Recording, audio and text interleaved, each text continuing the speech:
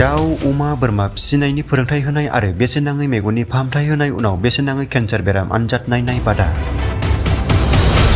Bhergaon block BSU आरो आदिबासी community self BPF नि बानजायनायाव सुख्लाय BCDC मावख'आव बेसेन नाङै केन्सार बेराम आनजाद नायनाय बादा हाबाफारि लानाय जायो।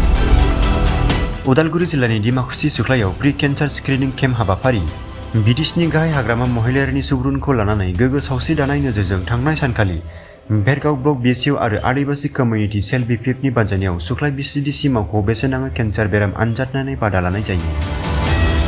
गोबां सुबुंफोरा गाव गावनि सावस्रि एबा देहा सोलेराव केन्सार बेराम आनजाद नायजायो।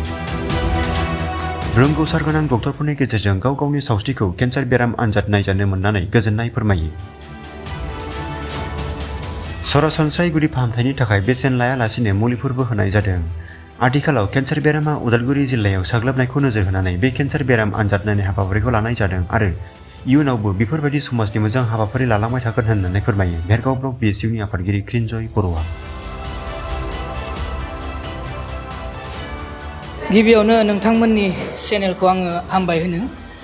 जोङो दिनैहाय बड'लेण्ड स्टुडेन्टस इउनियन लोगोसेनो आदिबासी कमिउनिटि सेल जोङो जथायै जोंनि सदौ दरं जिल्लायाव थानाय मंगलदैनिफ्राय ACCF केन्सार केम्पनिफ्राय माने सेन्टारनिफ्राय जोङो लेंनानै लाबोनानै नैबे आयदाखौ बानायनाय जादों। बेयावहाय जोङो सुख्लाय BCDC जोंनि भेरगाव ब्लक BPF-नि सिङाव थानाय बे भेरगाव समस्तिनि सिङाव थानाय सुख्लाय BCDC-आव जोङो बानायनाय जादों बेखौ। दासान्दि जोङो जिहेथु बयबो मिथिखायो केन्सार बेरामा जोंनि ओनसोलावनो जानानै दङ। माखासे जेनेबा उदालगुरि डिस्ट्रिक्ट माने आसाम अल आसाम इण्डियानि भितरावनो अल इण्डिया आसाम आरो लोगोसे उदालगुरि जिल्लानि भितरावनो जोंनि सुख्लाय हालामाव बांसिन केन्सारनि बेराम रोगिफ्रा दङ जों बयबो मिथियो। बिब्दिनो जोङो दिनैहाय जोङो दा लासे 86 जन पेसेन्टखौ जोङो नायनो सक्षम जादों। बेजोंनो लोगोसे आरो गोबां पेसेन्टफोरा बाहेरायाव दङ। दायो जोङो मोनथिनाय बायदिब्ला 37 जन माने 36 जन केन्सार पेसेन्टआ जोंनि नैबेयाव ओंखारदों। मुलि बायदिसिना निस्सय जिहेतु जोङो फ्रि होदों। बिब्दिनो जेनेबा सिम्पोल जेनेबा एसे जि मुलिया एसे गोनांथि जानाय बेफोरखौ जोङो होनो सक्षम जादों। माने डाक्टरा होगासिनो दङ।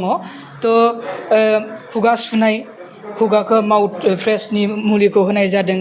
बेजों लोगोसेनो पेरासिटामल गेसनि मुलि गुजुनायनि मुलि बिब्दिनो गोबां मुलिखौ जोङो प्रभाइड खालामदों बा होदों आरो। अपारेशन माने दाहायो जोङो डाक्टरजों रायज्लायदों जिहेतु 37 जों पेसेन्टआ ओंखारदों।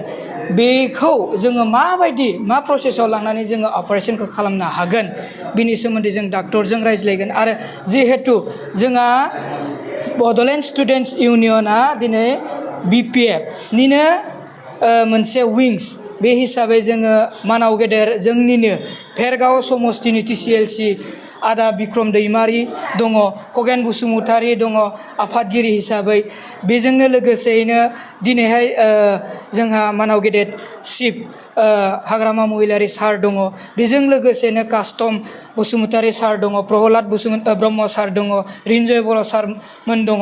बिथांमोनजों जोङो जिरायनानै जोंनि बे भेरगाव समस्तियाव जानाय जि केन्सारनि जि बांबोनाय बेखौ लानानै जों माबा मोनसे इनिसियेटिभ लानो हायो नामा बेखौ जोङो सावरायगोन।